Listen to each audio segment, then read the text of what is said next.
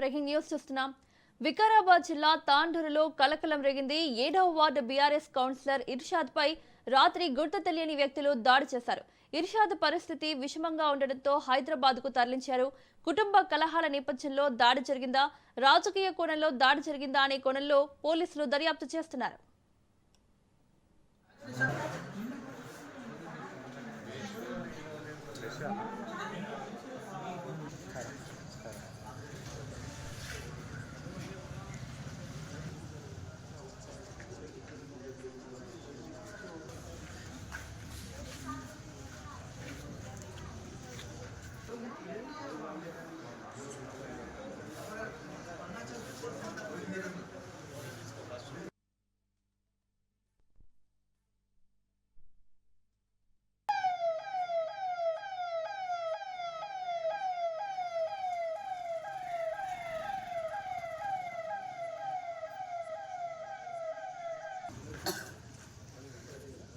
Wheelchair लेके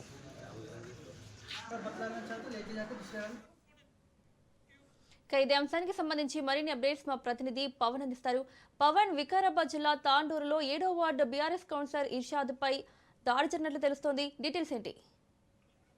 వికారాబాద్ జిల్లా తాండూరు పట్టణంలో నూతనంగా ఎంపికైన బీఆర్ఎస్ సంబంధించిన పార్టీ 7వ వార్డు కౌన్సిలర్ పై ఇర్షాద్ పైన అర్ధరాత్రి దాడికి కూడా పాల్పడ్డారు. అయితే దాడికి పాల్పడ్డారు ఎవరనేది మాత్రము ఇంకా క్లారిటీ రాలేదు. అయితే పోలీసులు మాత్రం ఇప్పటికే దీనికి సంబంధించి ఇన్వెస్టిగేషన్ కూడా చేస్తున్నారు. అయితే ఇది రాజకీయ కుట్రనా లేకపోతే కుటుంబ కలహాల నేపథ్యమా అనేది మాత్రము కొంత సమాచారం రావాల్సిందని చెప్పి కూడా ప్రధానంగా దీనిపైన పోలీసులు చెప్తున్నారు. అయితే మొత్తానికి ఆ యొక్క దీనిపైన పోలీసులు ఇప్పటికే ఈ విషయాన్ని కూడా ప్రారంభించారు. అయితే ఇర్షాద్ కూడా దీనికి సంబంధించి కౌన్సిలర్ ఎవరైతే ఇర్షాద్ ఉన్నారో అతను పోలీసులకు కూడా స్టేట్మెంట్ ఇచ్చారు. అయితే ఒక స్టేట్మెంట్ ఆధారంగా దర్యాప్తు చేస్తున్నామని చెప్పి పోలీసులు అంటున్నారు. అయితే అతనికి పరిస్థితి కొంత విషమంగా ఉండటంతో హైదరాబాద్ లోని ఒక ప్రైవేట్ ఆసుపత్రి కూడా తరలించారు. అయితే రాత్రికి సంబంధించిన దాడి ఎలా జరిగిందనే దానిపైన కూడా పూర్తిగా సీసీ ఫుటేజ్ కావచ్చు, దానికి సంబంధించిన ప్రత్యక్ష సాక్షులను కూడా పోలీసులు విచారణ కొనసాగిస్తున్నారు. మొత్తానికి కొంత సమయం అయితే కొంత క్లారిటీ వచ్చే అవకాశం కూడా కనిపిస్తుందని చెప్పి పోలీసులు అంటున్నారు.